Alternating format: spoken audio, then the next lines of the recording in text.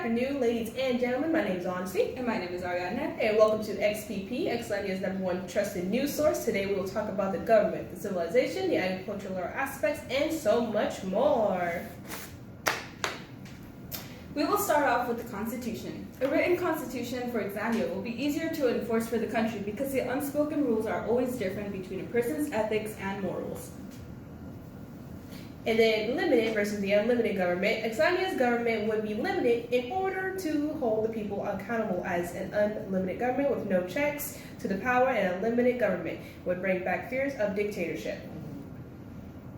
Xlandia would have a federalist system because with the unitary system, it would not be able to meet the needs of the variety of tribal groups and provinces. With the federalist system, each province and group could voice out their opinions. Parliamentary. After dealing with dictatorship, many citizens would be disheartened to yet again have another national leader. So instead of having one person to be the head of the country, a parliamentary system is in which a group of people make decisions would be more appealing to the people of Xlandia. And it gives everyone an equal and prevents competing powers for their uniting under another conflict. To protect the rights of the Xlandians, we would incorporate a Declaration of Rights that would affirm every citizen's civil rights. As for the military, Xlandia would have a volunteer force that is overseen by the United Nations. Executive power. It would be through a direct popular vote. People are allowed to directly elect their chief executive, and they would feel as if they would have more control of half the power. First term, they must win 51% of the popular vote, and their last term for 5 years. For second term, they must win 66% of the popular vote, and they can only serve for 2 terms. The executive power will be shared through Parliament. However, a leading Parliament member, for example, a Prime Minister, allows for a more closely tied democracy.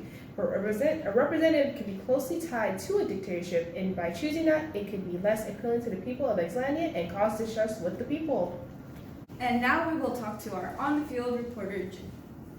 You are listening to special coverage on Xlandia's government, brought to you by XPP. Thank you, Ariadne. And here we are in De La Rosa Farms, which is a major agricultural powerhouse in Xlandia. And so, as we can see, we have tractors and farms all around us.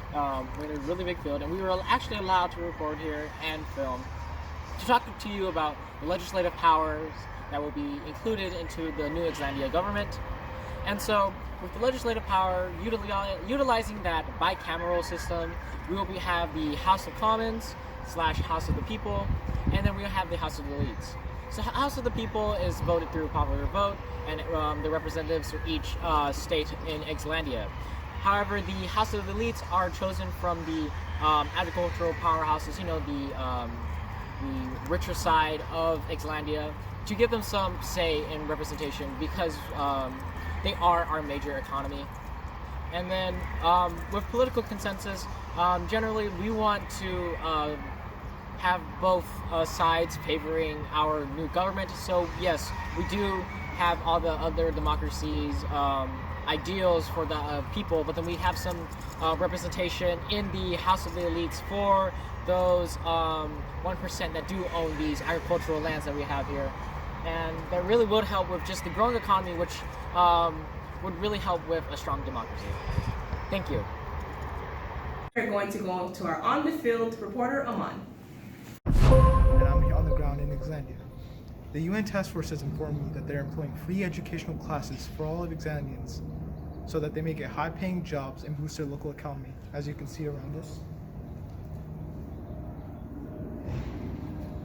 Alongside that, their armed forces will be overseen by civilian leadership and UN peacekeepers so that it remains ethical and under control. With that said, they are also making sure that their press remains free from governmental interference and corruption. This is going to be with the help of regional powers such as the European Union and the United States so that the country may prosper. Thank you. You are listening to special coverage on Xlandia's government, brought to you by XPP. The members of the Supreme Court should be elected through a popular vote, and thorough examination and review should be done by an independent. This would allow the people to have a direct role in the judicial system and prevent any filibuster judicial nominees.